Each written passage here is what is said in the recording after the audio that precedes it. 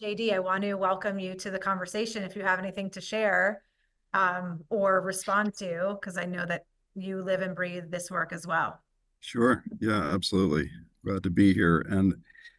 So I started out my career kind of really focused on emotions and learning the sort of Paul Ekman system of the facial expressions of emotion. And it always kind of baffled me a little bit. What is the connection between these sort of emotions that are kind of fleeting? Like you can have anger come in and go away again. You can, sadness kind of comes on you. It can become very intense. Then it can sort of you get distracted by something else, and then you return to it later. These are things that kind of it's like an ocean. It kind of flows, through you, you know, continuously in terms of moods and feelings. And what was the relationship between that and people's emotional needs, or their motivations? And Desiree, I think you put your finger on a really good example that, when someone feels that there is injustice occurring around them, that elicits anger. And I think that by connecting those two pieces, it gives a richness to describing the emotion that goes beyond the kind of label of one system or the other. The sort of righteous indignation is a very particular thing. It's a very particular kind of anger.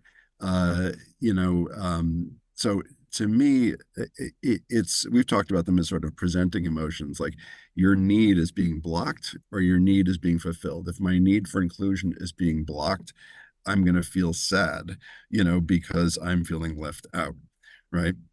That you absolutely must, as I think a first step, the client would need to have the emotional intelligence to recognize how it is that they're feeling.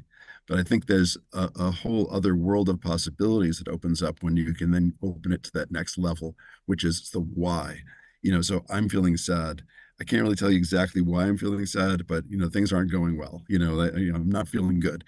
Uh, if I can then say, well, it's because I feel excluded, you know, that all of a sudden opens up a path for action, a plan.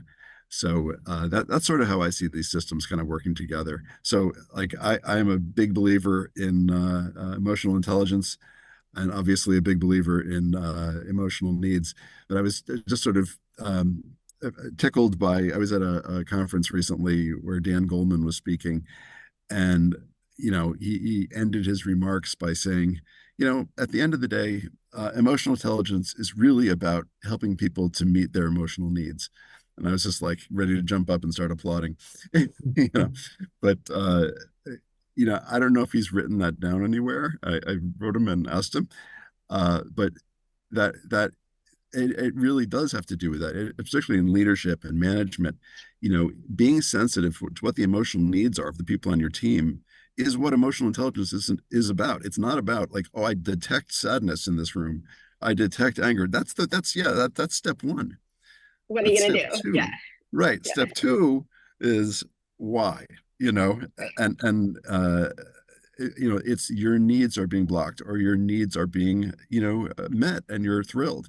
That's really the sort of trifecta, I think, of kind of being open and understanding of emotions as they kind of flow in and out, and then the reasons behind them. Does that make sense? Yeah. No, I think for me, what you said something really important of like that idea of action. These emotions are meant to generate some action, right? To meet your needs. And just listening to you too, of like, and we live in communities. So how do we meet our needs and the needs of others, right? That's with the relationship piece. And I've come to define emotional intelligence with three eyes that kind of comes back to this if it's looking inward for that insight and intuition, right? That how is it connecting? What emotion is coming up for you? How is it connecting to your experiences and your beliefs? Integrating that with intention and integrity. So getting a sense of like, okay, well, what do I want to do with this information?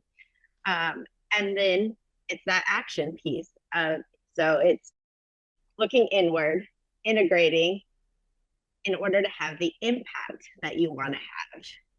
and we're all having impacts all the time. So by harnessing this information and looking inward and really acting with intention, then we can begin to have these impacts that we want to have.